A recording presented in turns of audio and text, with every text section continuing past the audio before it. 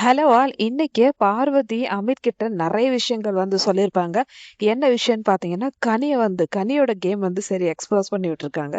பாரு சொல்றாங்க, பிரஜன் குழந்தைங்க வந்தாங்க இல்லையா? அப்போ சபரி பார்வதி ஆன்ட்டிய அடிச்சுட்டாங்களா? கண்ணுலயே அடிச்சுட்டாங்களான்னு சொல்லிட்டு ஒரு கொஸ்டின் ஒண்ணு கேட்டிருந்தாங்க. ஸோ, இது சின்ன குழந்தைங்களுக்கே தெரிஞ்சிருக்கு, சபரி பண்ணது எவ்வளோ அஃபென்சிவான ஒரு விஷயம்னு சொல்லிட்டு. ஆனா, அத பத்தி கனி ஒரு தடவ கூட ஒத்துக்கினதே இல்லை இது வரைக்கும். சின்ன குழந்தைக்கு கூட தெரிஞ்சிருக்கு எவ்வளோ தப்பான விஷயம் சபரி பண்ணியிருக்கான்னு சொல்லிட்டு. ஆனால் கனி ஒரு குரூப்புன்னு சொல்லிட்டு இருக்காங்கல்ல, ஏன் இது வரைக்கும் கேள்வி கேட்கல? இல்லை சபரி, நீ சொன்னது தப்புன்னு சொல்லிட்டு, இல்லைன்னா நீ பண்ணது தப்புன்னு சொல்லிட்டு இது வரைக்கும் அவங்க சொன்னதே இல்லை. அதே மாதிரி தான் எஃப்ஜே கிட்டே பண்ணுறாங்க. ஏன்னா நான் ஒரு சொட்டு சாம்பார் கீழே போட்டதுக்கு அவ்வளோ பேசினாங்க. ஆனால் எஃப்ஜே என்கிட்ட இருக்கிற கோவத்தில் அவனோட சாப்பாடை கீழே கொட்டியிருக்கான். ஸோ இவ்வளோ சாம்பாருக்கு இவ்வளோ பேசினவங்க ஏன் எஃப்ஜே கேள்வி கேட்கல?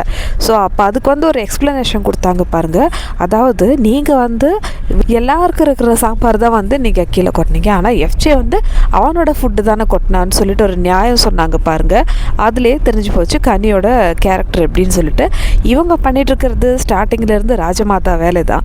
ஸோ இவங்களுடைய கூட்டாளிகள் தான் விக்ரம், சபரி, எஃப்ஜே. ஸோ இதில் நிறைய பேர் எலிமினேட் ஆகிட்டு போயிட்டாங்க. இன்னும் எத்தனை பேர் தான் இவங்க காவு வாங்குவாங்கன்னு சொல்லிட்டு பார்வதி அமித் கிட்ட சொல்லிட்டு இருக்காங்க. ஸோ இவங்களுடைய ஒப்பீனியன் எப்படின்னா, இவங்க எல்லாருமே சேர்ந்து ஒரு டிசிஷனை சொல்லுவாங்க.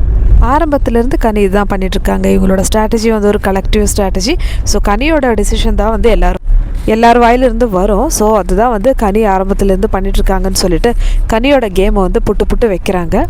பாரோட இந்த கேம் அனாலிசிஸ் இருக்கு இல்லையா, இது எக்ஸ்ட்ராஆர்டினரி. இந்த மாதிரி ஒரு விஷயம் அந்த வீட்டில் இருக்கிற மற்ற ஹவுஸ்மேட்ஸ் கிட்ட யாருக்குமே கிடையாதுன்னு சொல்லலாம். ஏன்னா அந்த அளவுக்கு ஒவ்வொருத்தரும் அண்டர்ஸ்டாண்ட் பண்ணி வச்சுருக்காங்க.